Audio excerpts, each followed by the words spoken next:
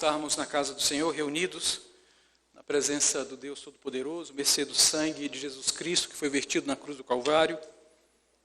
Que o Senhor possa falar em nossa vida, que o Senhor possa falar ao nosso coração nesses momentos de culto, que todos nós possamos estar atentos à voz do Senhor, com o nosso coração aberto, com a nossa mente aberta para recebermos a santa palavra do Senhor que será lida e proclamada a partir desse momento.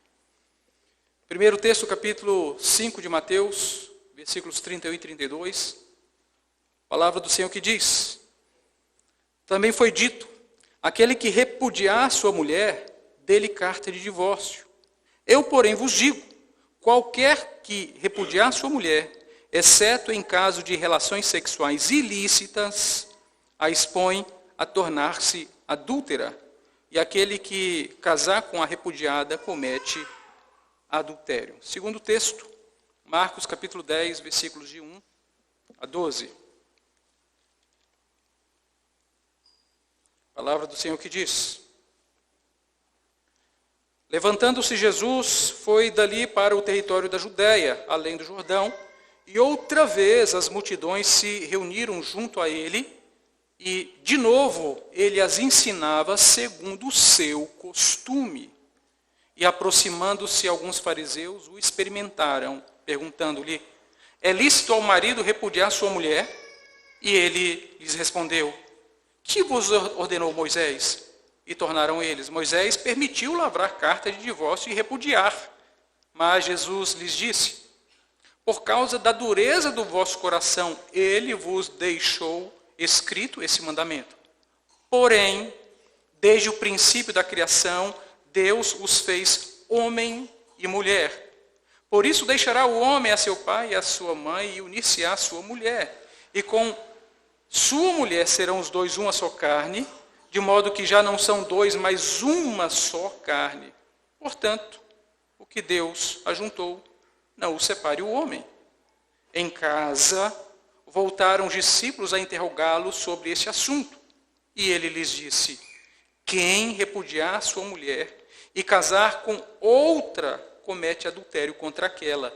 E se ela repudiar seu marido e casar com outro, comete adultério. Vamos orar, queridos. Senhor nosso Deus, aqui estamos diante da tua santa palavra e com o nosso coração completamente inclinado a ela, Senhor.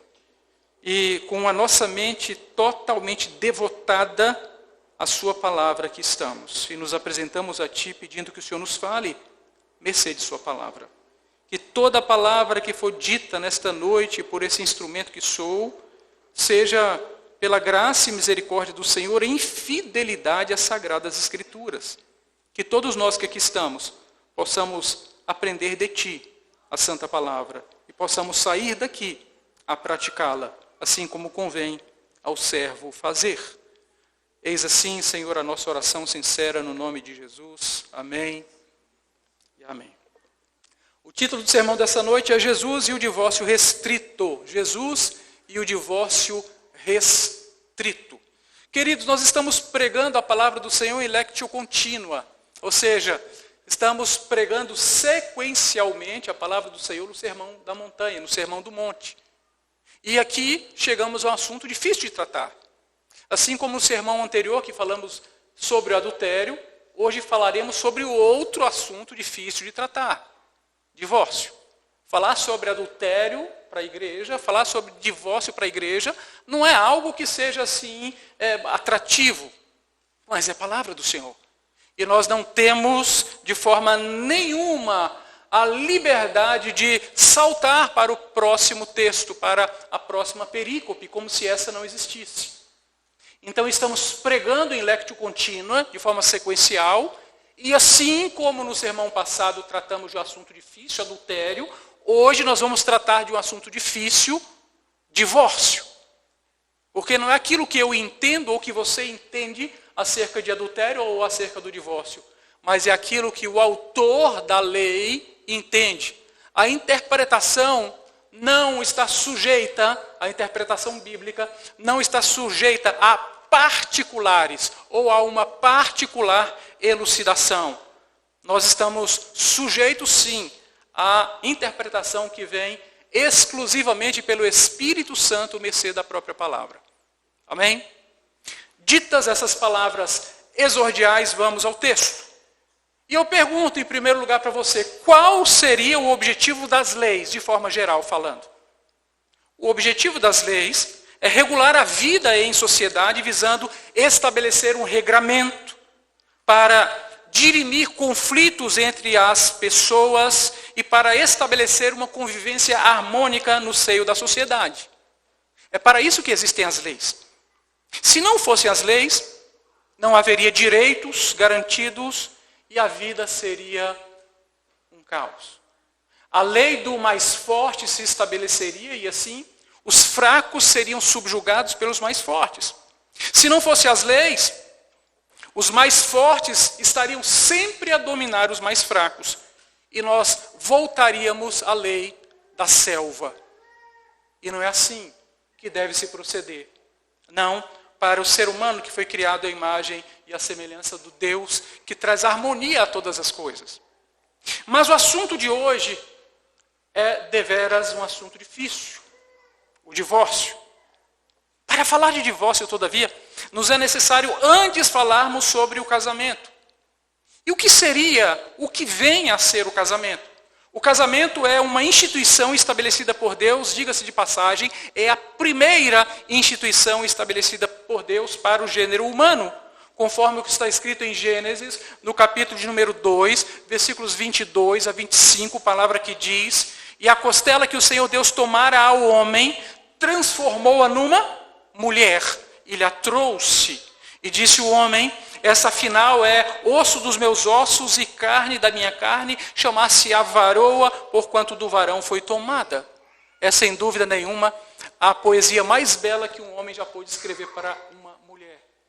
Porque é uma poesia de reconhecimento, de dignificação, de colocar a mulher no lugar que ela merece, que é estar exatamente ao lado do homem, não à frente, não atrás, mas ao lado do homem. E continua ainda dizendo a palavra: "Por isso deixa o homem pai e mãe, e se une à sua mulher, tornando-se os dois uma só carne. Ora, um e outro, o homem e sua mulher, estavam nus e não se envergonhavam." Ou seja, havia tudo em comum entre os dois e não havia nada que um pudesse esconder do outro, porque eram marido e mulher. De Gênesis, do capítulo 2, versículo 4, aprendemos que por meio do casamento, um homem e uma mulher constituem uma unidade psicofísica. Ou seja, sentimentos e emoções são conduzidos a um elevado nível de sensibilidade e de moralidade, onde a pureza e a beleza do amor humano são desfrutadas na intimidade das dádivas que Deus concede ao casamento. No casamento, marido e mulher formam uma só carne. É o princípio da exclusividade.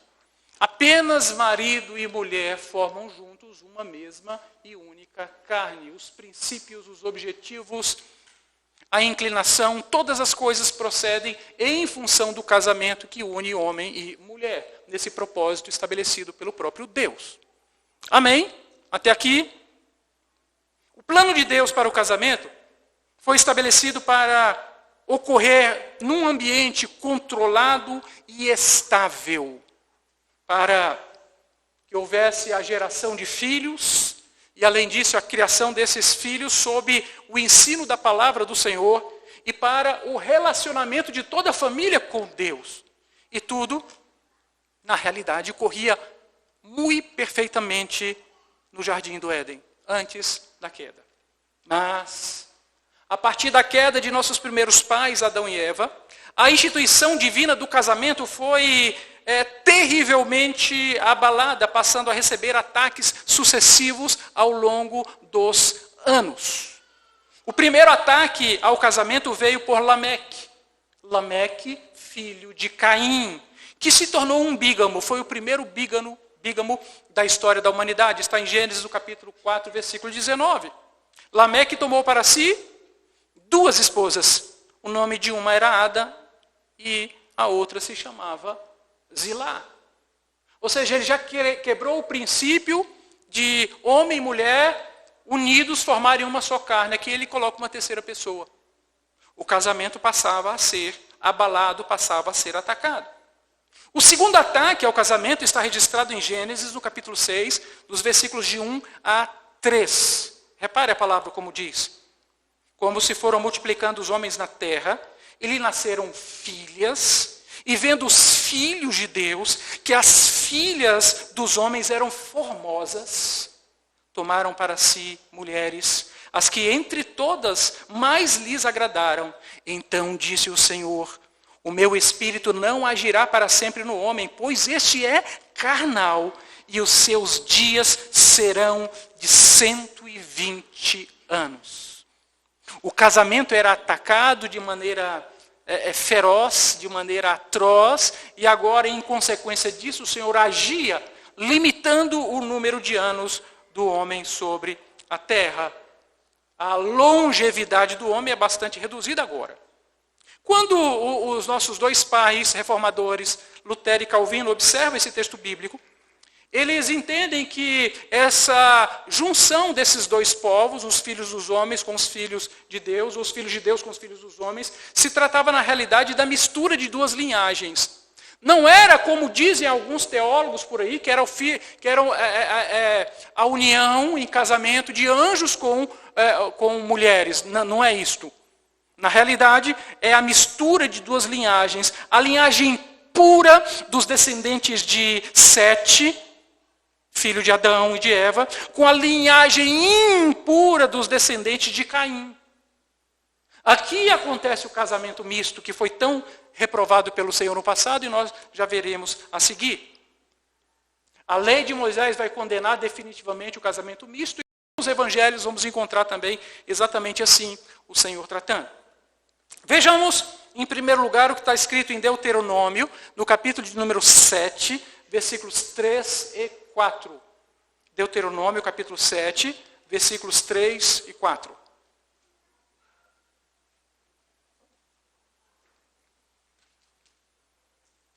A palavra do Senhor que diz: nem contrairás matrimônio com os filhos dessas nações, não darás tuas filhas a seus filhos, nem tomarás suas filhas para teus filhos, pois eles fariam desviar teus filhos de mim, diz o Senhor, para que servissem a outros deuses, e a ira do Senhor se acenderia contra vós outros, e depressa vos destruiria.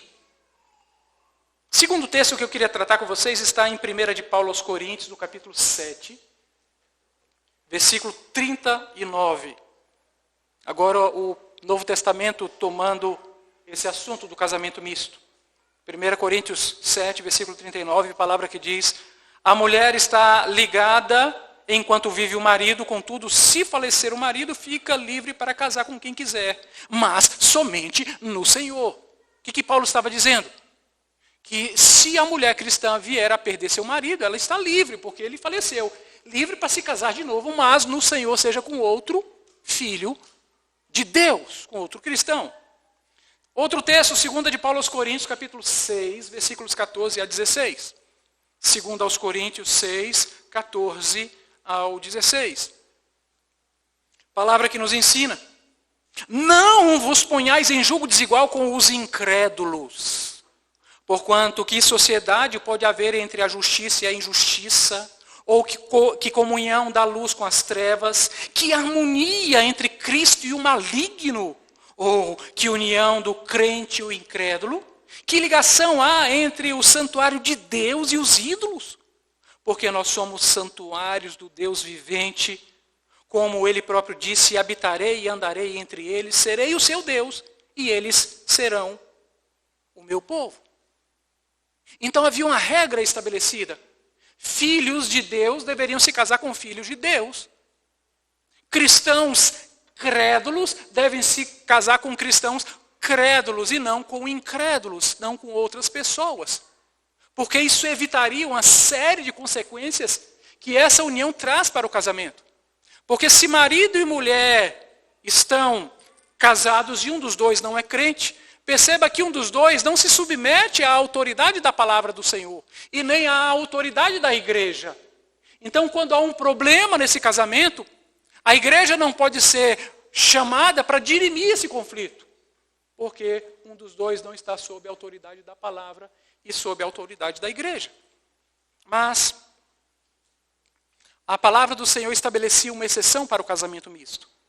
Quando o casamento com incrédulos é contraído antes da conversão. Está em 1 de Paulo aos Coríntios, capítulo 7, versículos 12 e 13. 1 aos Coríntios 7, 12 e 13. Diz o apóstolo Paulo: aos mais digo eu, não o Senhor, se algum irmão tem mulher incrédula, e esta consente em morar com ele, não a abandone. Ele continua: e a mulher que tem marido incrédulo, e este consente em viver com ela, não deixe o marido. Porque o marido incrédulo é santificado no convívio da esposa, e a esposa incrédula é santificada no convívio do marido crente. Doutra sorte, ou seja, não fosse assim, os filhos seriam impuros, porém não são, eles são santos. Então aconteceu de converter-se, depois já era casado, o outro cônjuge, a outra parte não aceitou Jesus, não houve conversão, não se separe, diz o apóstolo Paulo. Não se separe, porque o Senhor vai abençoar a família através da parte que é santificada. O fato, queridos, fora essas coisas, é que no decurso da história da humanidade, a instituição do casamento continuou a ser atacada nos povos de forma geral, ocorrendo, em primeiro lugar, a poligamia, como nós vimos no caso já lido. O casamento com mais de duas pessoas. O casamento é entre duas pessoas, um homem e uma mulher. É isso que a palavra nos ensina. E nós pregamos de forma ortodoxa exatamente aquilo que a palavra nos ensina. Casamento é entre um homem e uma mulher. A poligamia envolvia uma terceira pessoa, ou uma quarta pessoa, ou uma quinta pessoa. Outra modalidade é a poliginia, quando um homem se casava ao mesmo tempo com várias mulheres. Também a poliandria, quando uma mulher se casava ao mesmo tempo com vários homens. E ainda, aquilo que era proibido na palavra do Senhor, o casamento consanguíneo, que também é considerado um casamento misto. Quando parentes próximos se casam. O pai tomando a filha por esposa, a mãe tomando o filho por marido e assim por diante. A sobrinha com o tio, a tia com o sobrinho, e assim prossegue. Mas o fato é que a instituição divina do casamento a cada dia era mais e mais atacada. E na medida em que o tempo passava, o marido que já ocupava o papel preponderante no casamento, foi se cercando de direitos, ao passo que esvaziava de maneira quase que completa o direito das mulheres. As mulheres foram reduzidas a uma condição quase que subhumana quando tratada acerca do casamento. Antes da lei de Moisés, as mulheres eram tidas em baixíssima estima e praticamente não possuíam direitos civis. Ouçam isto. Elas ficavam à mercê da vontade masculina, do machismo de seus maridos. E os maridos, então, podiam alegar qualquer fato para repudiar suas esposas, expulsando-as de suas casas, sem direito algum. Muitas vezes com a mão na frente e outra atrás. Alguns exemplos de casos de repúdio se davam quando as mulheres fossem mães descuidadas. Você é uma esposa descuidada, toma aqui a sua carta de divórcio. Toma aqui o seu repúdio, repudiava-se aquela mulher. Se fossem donas de casa negligentes, se fossem cozinheiras incompetentes, se perdessem os atrativos de mulher, se adquirissem um defeito físico, e finalmente se o homem viesse a se apaixonar por uma mulher mais nova ou mais bonita, simplesmente era repudiado. O ápice dessa situação se deu quando o povo retornou do cativeiro do Egito povo de Israel mergulhou no mais baixo nível de influência sofrida pelas culturas pagãs no que diz respeito ao casamento. As mulheres, assim como ocorria nas sociedades pagãs, viviam um verdadeiro inferno dentro do casamento. Praticamente sem direitos civis alguns, eram maltratadas ao extremo por seus maridos, que se achavam na pachorra de se entenderem como quem tendo um direito de humilhar a esposa com todo tipo de grosseria, de xingamento. Eles entendiam que tinham esse direito dado pela própria divindade a quem serviam.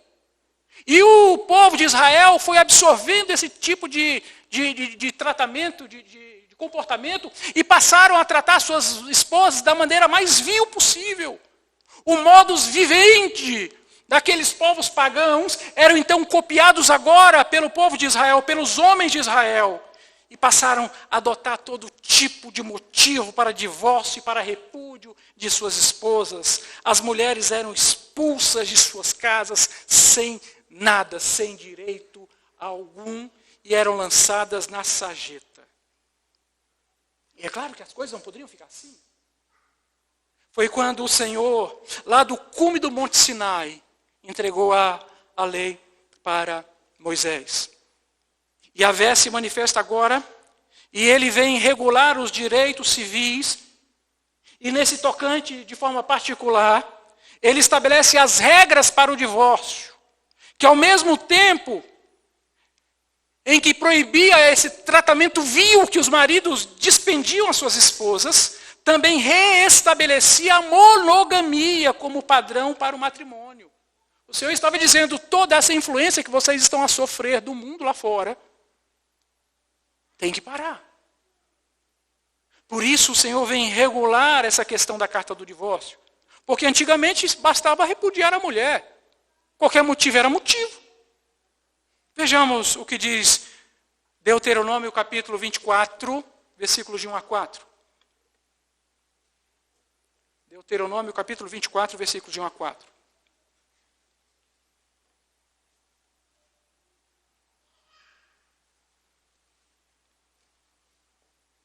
A palavra do Senhor diz assim: se um homem tomar uma mulher e se casar com ela, e se ela não for agradável aos seus olhos, por ter ele achado coisa indecente nela, e se ela lhe lavrar um termo de divórcio, e se ele lhe lavrar um termo de divórcio, e lhe o der na mão, e a despedir de casa, e se ela, saindo de sua casa, se for se casar com outro homem, e se este a aborrecer, e lhe lavrar termo de divórcio, e lhe der na mão, e a despedir de sua casa, ou se este último homem, que a tomou para si por mulher, vier a morrer, então seu primeiro marido que a despediu não poderá tornar a desposá-la para que seja sua mulher, depois que foi contaminada, pois é a abominação perante o Senhor, assim não farás pecar a terra que o Senhor teu Deus te dá por herança. O que está acontecendo aqui? Perceba, em Deuteronômio capítulo 24, encontramos então essa proibição de um homem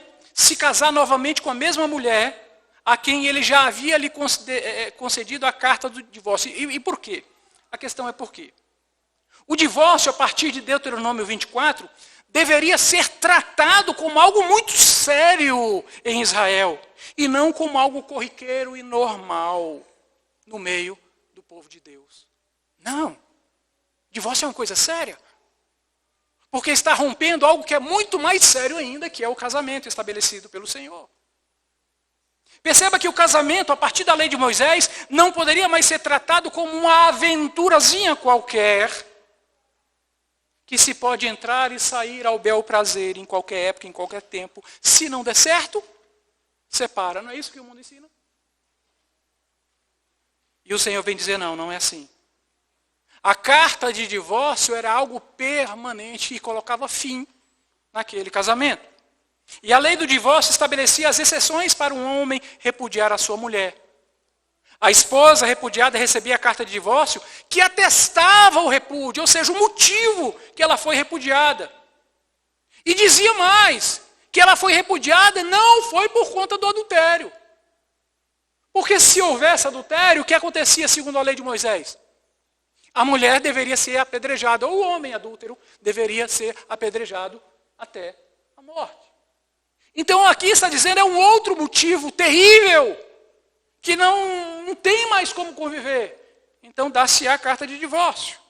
A carta de divórcio dava plenas condições para a mulher, agora ela foi repudiada, ela não cometeu adultério, para contrair outro matrimônio. Duas pessoas ajudavam, se colocavam como testemunha daquela carta de divórcio. E ela podia chamar essas pessoas a qualquer tempo que viesse a testemunhar a seu favor para dizer que ela não cometeu adultério. Portanto, se ela foi repudiada pelo marido, ela estava desobrigada daquele casamento e poderia contrair novo matrimônio. Era isso. Então o Senhor veio regular essas coisas a fim de estabelecer à mulher o direito, porque o direito anteriormente só era dos homens. E por isso os homens pisavam em suas mulheres. E por isso os homens maltratavam suas mulheres. E por isso os homens descartavam suas mulheres como se fora um objeto. Era exatamente assim. E Moisés estava agora pondo fim em todas aquelas injustiças sofridas pelas mulheres em Israel. Moisés estava colocando ordem naquele triste caos vivido. Mas, queridos, eu quero entrar um pouquinho em Marcos. Veja o que Marcos vai dizer no capítulo 10, versículos 1 a 2. Textos já lidos. Leiamos de novo. Levantando-se Jesus, foi dali para o território da Judéia, além do Jordão, e outra vez as multidões se reuniram junto com ele, e de novo ele as ensinava segundo o seu costume. Eu acho interessante quando Marcos pontua, ensinando-as conforme o seu costume.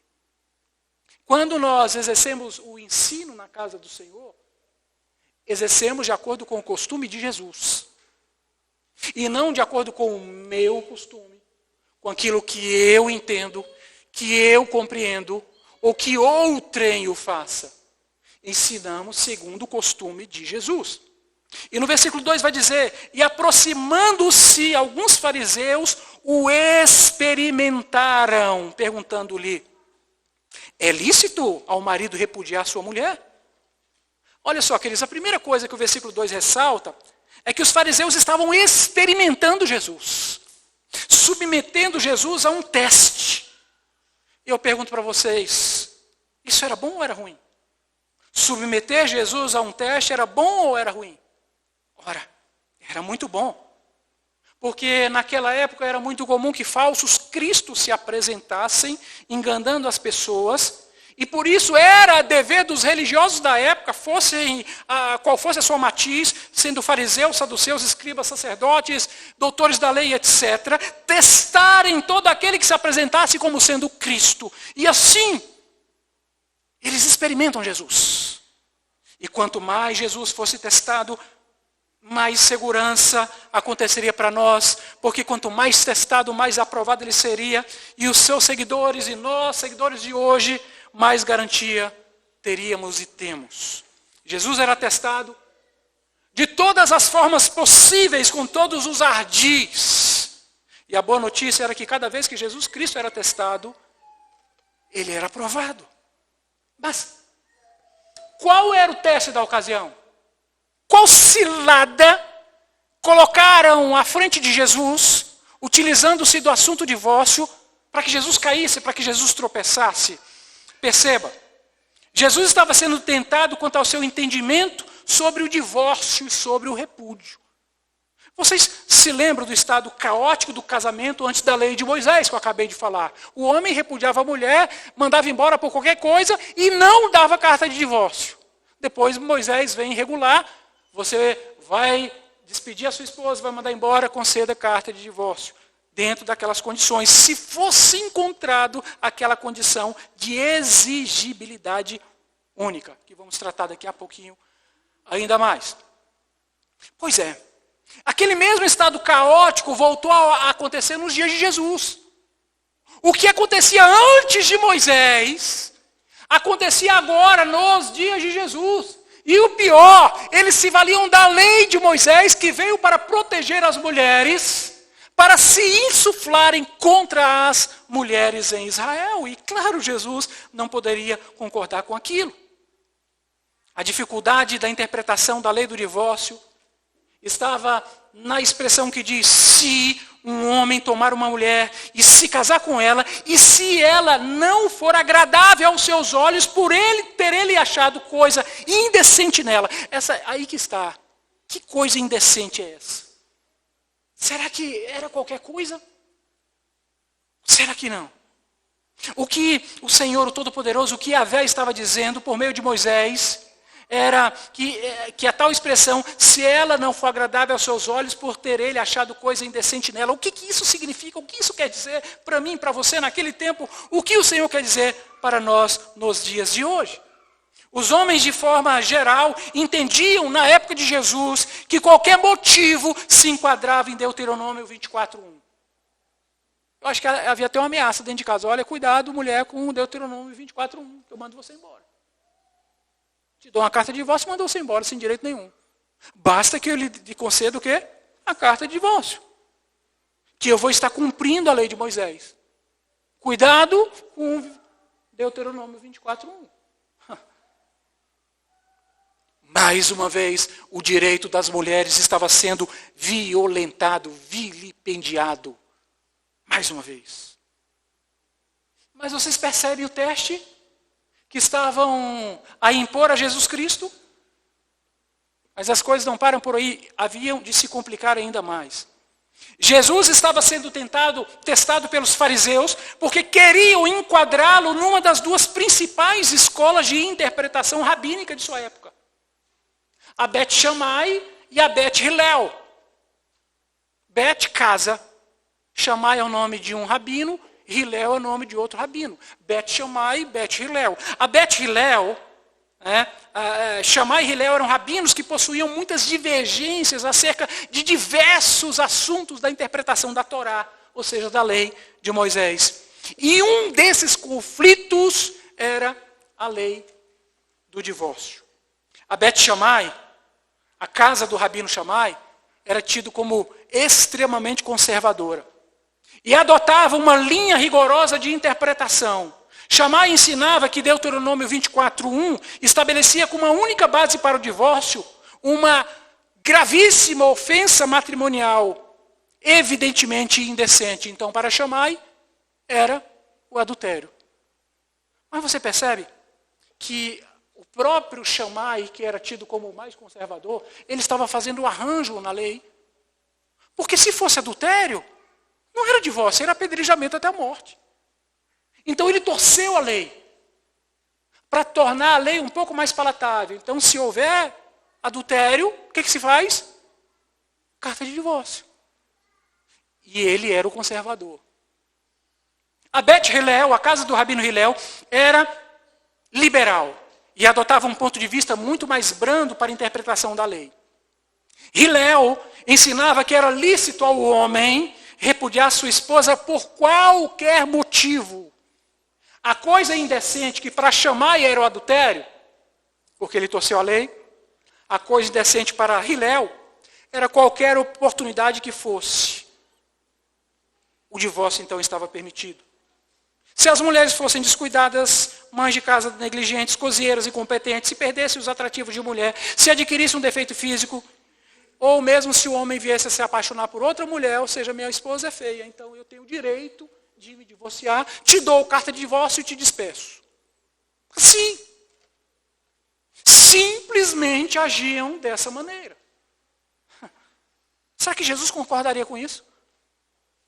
Para Hillel, bastava ao marido conceder à esposa essa carta de divórcio, comprovando o repúdio, dizendo que não foi por adultério. E estava tudo bem. E o marido agora se encontrava livre para livremente contrair outro matrimônio. E assim acontecia diversas vezes, tantas vezes quantas fosse necessário ao seu bel prazer. E o teste de Jesus consistia em ele ser enquadrado ou na casa de Shammai ou na casa de Hillel. Se Jesus fosse mais conservador, casa de Shammai. Se Jesus fosse mais liberal, casa de Hillel. Eu pergunto para vocês, o que aconteceria se Jesus ficasse do lado de Shammai? Todos aqueles que apoiavam Hillel se tornariam contra Jesus. E o inverso também era verdadeiro. Mas Jesus não estava preocupado com isso. Ele não fica contra um e a favor do outro, ele fica contra os dois. Nenhuma daquelas hipóteses se enquadrava para Jesus. Porque, na verdade, tanto Shammai quanto Hilel estavam errados.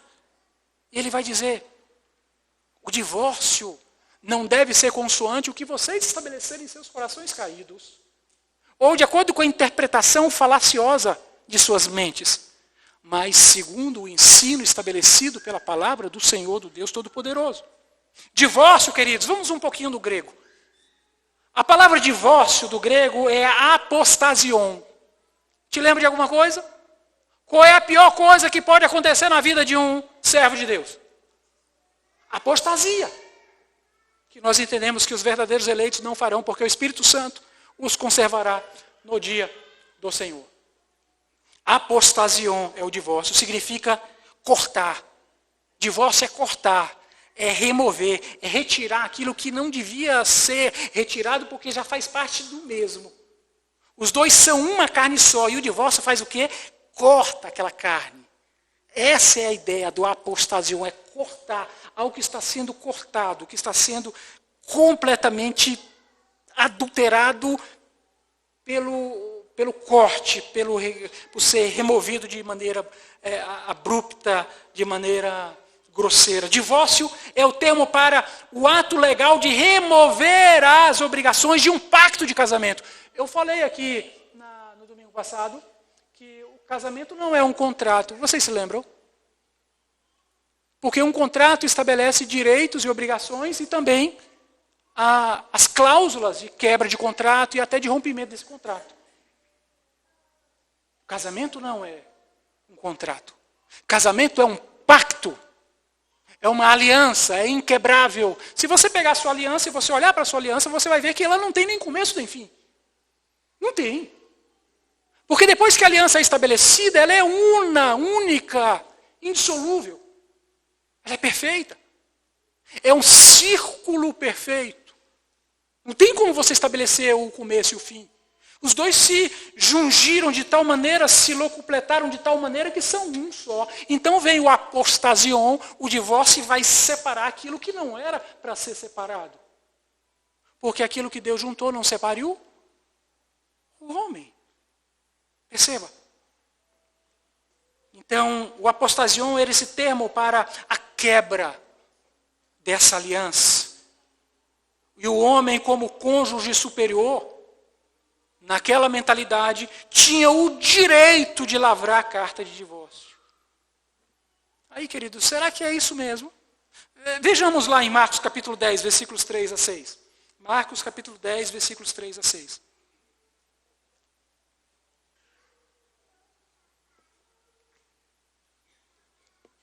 Eles perguntam para Jesus, os religiosos, se era lícito conceder carta de divórcio e repudiar a mulher. E Jesus responde, que vos ordenou Moisés? Tornaram eles, Moisés permitiu lavrar a carta de divórcio e repudiar.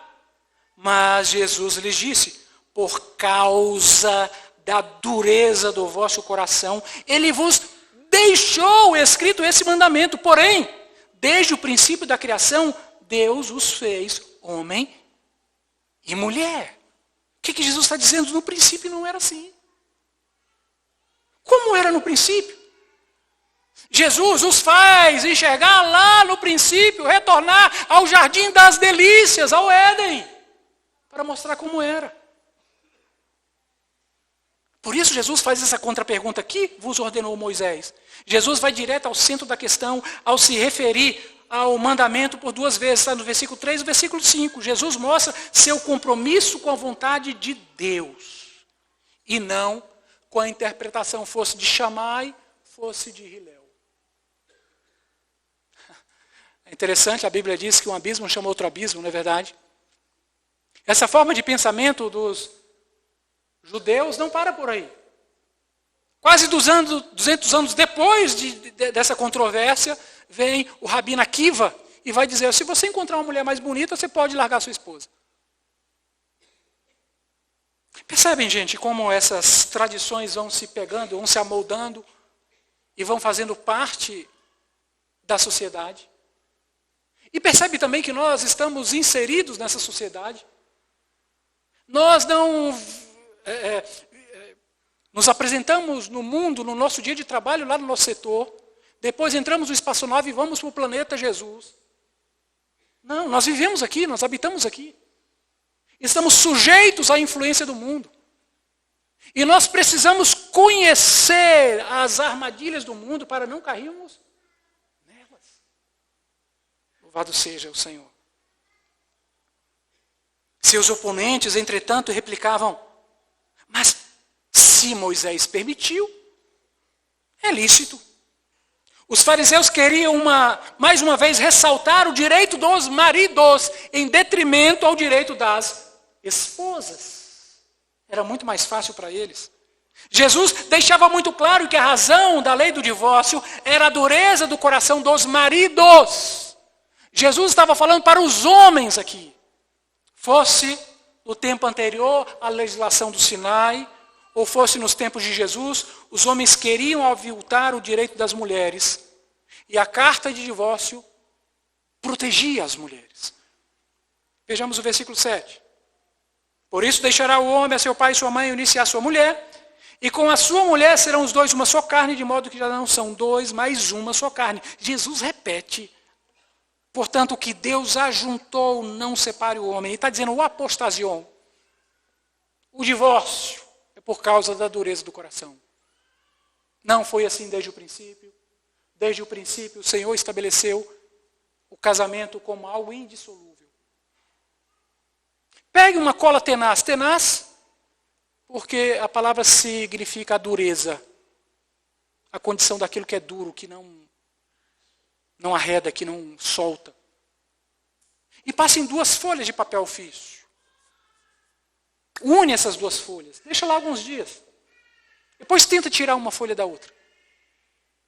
Se consegue, sem haver qualquer tipo de mácula à outra folha.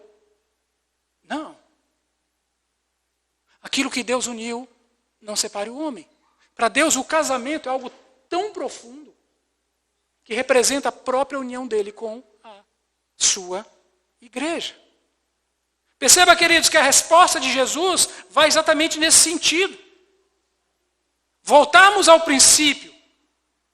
Quando nós compreendemos a verdade de que o divórcio nunca fez parte dos planos de Deus para o casamento. Nunca. Vamos a alguns textos que provam essa verdade? Malaquias capítulo 2, versículos 13 a 16. Livro do profeta Malaquias, capítulo 2, versículos 13 a 16.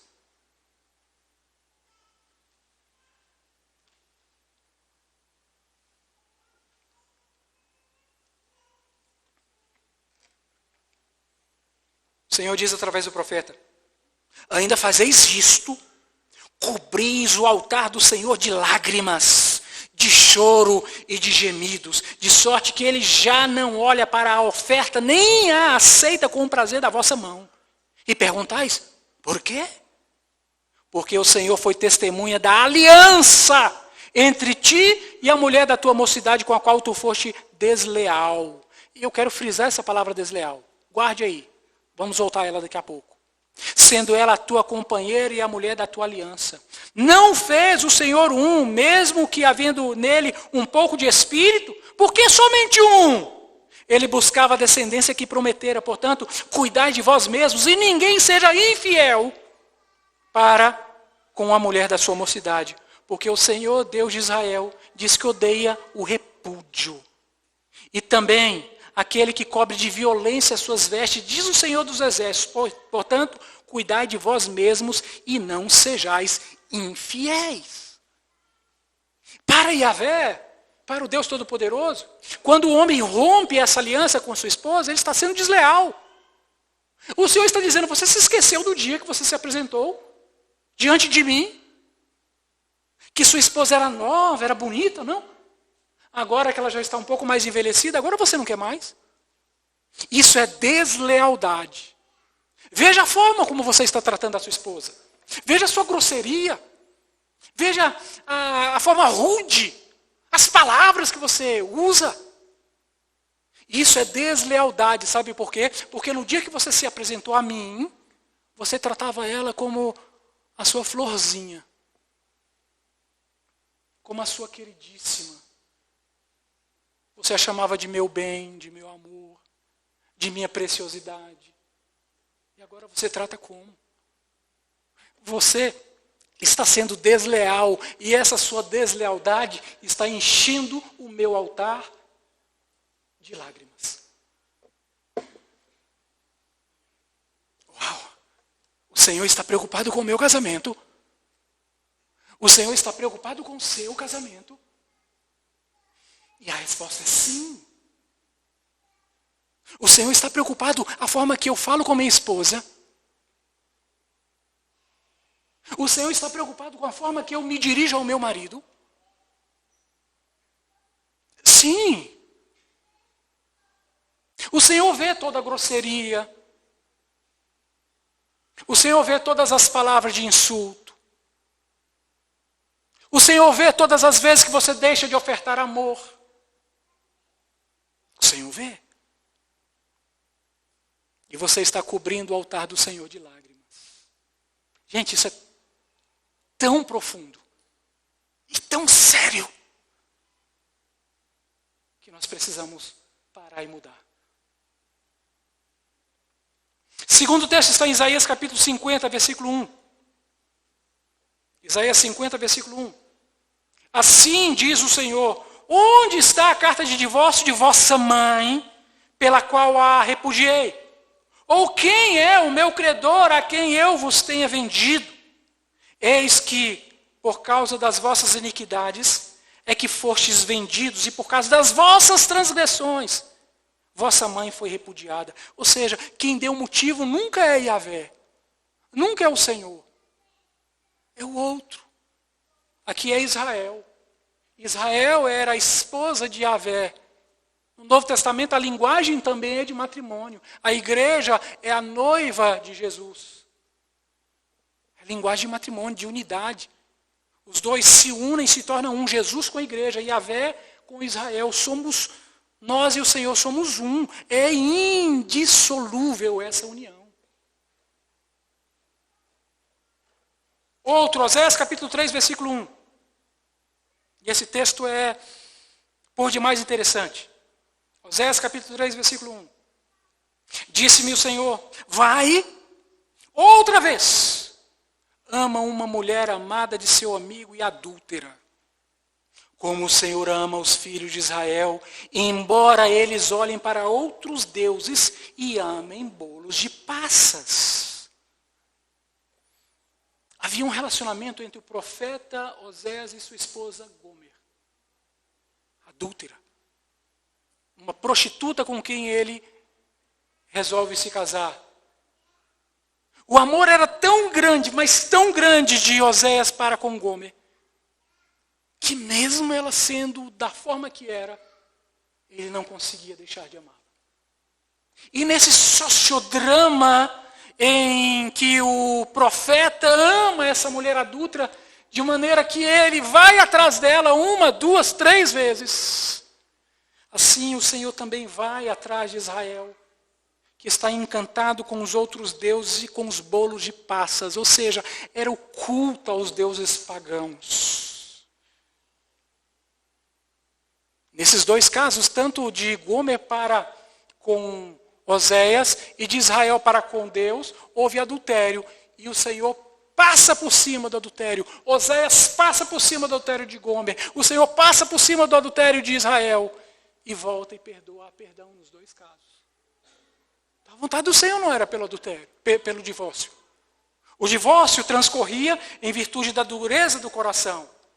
Mas a cultura do adultério machista estava tão impregnada, tão arraigada, que os discípulos ouviram Jesus ensinar e não se dão por satisfeitos. Os discípulos ouvem toda a explanação de Jesus sobre o tema e vão com aquilo, sabe, com aquela pulga atrás da orelha, os incomodando deveras, e chegam em casa e perguntam para o mestre, está em Marcos capítulo 10, versículo 10. Em casa, voltaram os discípulos a interrogá-lo sobre o assunto. E ele lhes disse: quem repudiar a sua mulher e casar com outra, comete adultério contra aquela. E se ela repudiar seu marido e casar com outro, comete adultério. Jesus está dando aqui a interpretação restrita para o divórcio. Ele está dizendo, se não acontecer isto, não tem divórcio. O que o Senhor estava ensinando ao dizer que quem repudiar a sua mulher e casar com outro comete adultério, e aquela que repudiar seu marido e se casar com outro comete adultério, era uma forma de responder à pergunta, à luz do contexto. Uma vez mais, o divórcio era praticado de qualquer forma pelos judeus do tempo de Jesus. E se as esposas fossem más esposas, por algum motivo, era motivo para divórcio. E Jesus está dizendo para os seus discípulos, para vocês não. Para a igreja não. Porque o que vale para nós não é a minha interpretação da lei, mas a interpretação do autor da lei. E Jesus se apresenta como o grande intérprete da lei. Em Mateus, no capítulo 19, versículo 9, Jesus afirma que a única hipótese para o divórcio era por causa das relações sexuais ilícitas. E ponto final. E aqui eu quero concluir o nosso sermão, dizendo para você, querido irmão, querida irmã, assim como Deus nos reconciliou consigo mesmo por meio de Cristo, devemos nós também buscar reconciliação. Porque na qualidade de pecadores indignos e sem qualquer merecimento, fomos, todavia, um dia perdoados pelo Senhor, o Deus da graça. E isso deve fazer parte de todos os nossos relacionamentos também. Recebemos perdão, devemos também perdoar. Toda a nossa vida deve ser controlada por essa perspectiva, pela misericórdia, pela graça, pela reconciliação. O apóstolo Paulo, em 2 aos Coríntios, capítulo 5, versículos 18 a 21, ele veio nos dizer que o ministério que recebemos do Senhor é o ministério da reconciliação. Ele vai dizer, ora, tudo provém de Deus, que nos reconciliou consigo mesmo por meio de Cristo e nos deu o ministério da reconciliação, a saber, que Deus estava em Cristo reconciliando consigo o mundo, não imputando aos homens as suas transgressões, e nos confiou a palavra da reconciliação, de sorte que somos embaixadores em nome de Cristo, como se Deus exortasse por nosso intermédio. Em nome de Cristo, pois, rogamos que vos reconcilieis com Deus, e aquele que não conheceu o pecado, ele o fez pecado por nós, para que nele fôssemos feitos justiça de Deus. Qual o ministério do cristão? A reconciliação. Qual é o desejo do Senhor para o casamento cristão? A reconciliação. Essa é a vontade do Senhor. Mas os nossos corações continuam duros também, muitas vezes. É sempre que um cônjuge traído vai conseguir perdoar o outro, de forma a continuarem vivendo juntos e manter a confiança. Não. Aí a hipótese do divórcio por conta do adultério. Há alguma outra situação, pastor, que é permitido o divórcio? Sim. Lá em 1 aos Coríntios, capítulo 7, no versículo 15, vai dizer que existe o repúdio, existe o abandono contumaz, o abandono definitivo, ou seja, a deserção obstinada, quando um cônjuge se afasta de casa e deixa o outro. Também é motivo para divórcio. Foi regulado pelo apóstolo Paulo. E o que eu quero dizer com isso, queridos? Eu quero dizer com isso que a nossa igreja, a Igreja Presbiteriana do Brasil, reconhece como motivos do divórcio o adultério e a deserção obstinada. Quando o cônjuge sai de casa para sempre. Ou uma outra forma de deserção, que é a pior de todas as formas, que é a violência doméstica. Quando um cônjuge passa a violentar o outro. Não é só fisicamente, não.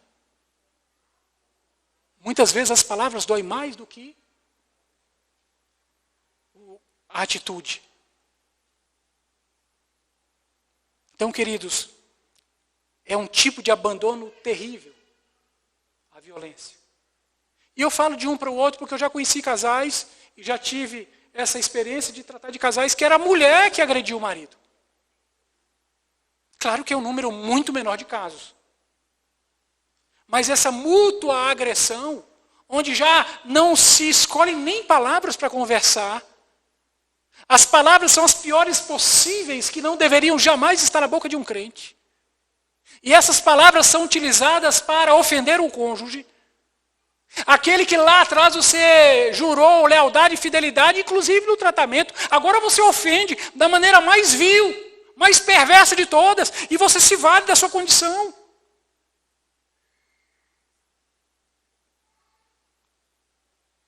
Adultério e a decepção obstinada, que também pode se manifestar como violência doméstica. Se não há perdão, o melhor caminho então é o divórcio. Se não há condição. Se o marido espanca a mulher, e a gente sabe que na escalada da violência começa assim. É com um xingamento, depois é com um empurrão, depois é com um tapa, depois é com um soco, depois é com pontapés, e depois leva o outro ao óbito. Melhor que divorcie. Bom seria se essa palavra se desse apenas aos incrédulos, mas não, queridos. Nós somos humanos também, precisamos vigiar o nosso comportamento, porque pode estar ofendendo de maneira radical o Deus que nos chamou a servi-lo. Eu encerro com a leitura de Efésios, capítulo 5, versículos 28 a 32. Assim também os maridos devem amar a sua própria mulher, como ao próprio corpo. Que ama a esposa, a si mesmo se ama, porque ninguém jamais odiou a própria carne. Antes, alimenta e dela cuida. Como também Cristo faz com a igreja, porque somos membros de seu corpo. E eis porque deixará o homem a seu pai e a sua mãe e se unirá à sua mulher. E se tornarão os dois uma só carne. Grande é esse mistério, mas não me refiro ao homem e à mulher, mas a Cristo e à igreja. Portanto, queridos, casamento não é brincadeira. Todo casamento que eu realizo, eu falo. Casamento é coisa para um homem e uma mulher. E não para um menino e uma menina. Independente de idade. É para um homem e para uma mulher. Pastor, eu já me divorciei no passado, e agora? Queridos, o único pecado que é imperdoável, nós sabemos qual é. É a blasfêmia contra o Espírito Santo. Você já se divorciou uma vez? Às vezes duas, mas você está servindo ao Senhor. Está buscando ser fiel à palavra do Senhor, está na casa do Senhor, buscando viver a palavra do Senhor, servir a igreja. Amém? O Senhor vai te abençoar. Se você entende a palavra do Senhor e a entende, a recebe em seu coração como palavra de Deus, e se você se pauta agora em cumprir essa palavra do Senhor, você tem comunhão conosco, e você, sendo batizado, tem acesso à mesa do Senhor. Porque senão, o sofrimento seria muito grande para muitas pessoas que já se divorciaram, e não é isso que nós queremos falar. O que eu quero falar para você, igreja, para você que nunca se casou, que vai se casar, que talvez esteja com o casamento marcado, ou para você que já se casou e que o casamento não deu certo, se divorciou, está pensando em casar-se a segunda vez, ou para você que já se casou pela segunda vez, paute sua vida daqui para frente, pela palavra do Senhor. Porque casamento não é brincadeira. É coisa para um homem e para uma mulher. Vamos orar, queridos. Senhor nosso Deus, graças nós te damos pela tua palavra, pela palavra que foi lida e compartilhada neste momento. E nós pedimos que o Senhor tenha misericórdia de nós, pecadores que somos. Que o Senhor tenha misericórdia, Senhor. Possa ser que em algum quesito que foi explanado, que foi pregado aqui nessa noite, possa ser que muitos de nós possam ter incorrido. E possa ser que alguns de nós possam ter incorrido em outros específicos, Senhor. Então tem misericórdia de nós, Senhor. E nós sabemos que o ministério da reconciliação parte em primeiro lugar do Senhor para conosco. E seria um sofrimento sobre-humano se um cristão que passou pelo divórcio não pudesse mais te servir. Não é isso que o Senhor está a ensinar. Mas o Senhor hoje nos chama a atenção para o daqui para frente. Como será o nosso casamento? Como nós trataremos o nosso casamento? Como trataremos a esposa que o Senhor nos deu? Como tratarão o marido que o Senhor as deu? É isto, Senhor. Se cobriremos o teu altar com louvor, ou se cobriremos o teu altar com lágrimas. Ó Senhor, tem misericórdia de nós, Senhor. Tem misericórdia, Senhor, porque é a tua palavra que nós pregamos e não a palavra do homem. É a tua palavra, Senhor. Portanto, Senhor, se houver em nosso meio alguém que se prepara para o casamento com o pensamento de que se não der certo, separa, Senhor, tira do coração o casamento, que não haja casamento. Porque casamento é até que a morte o separe.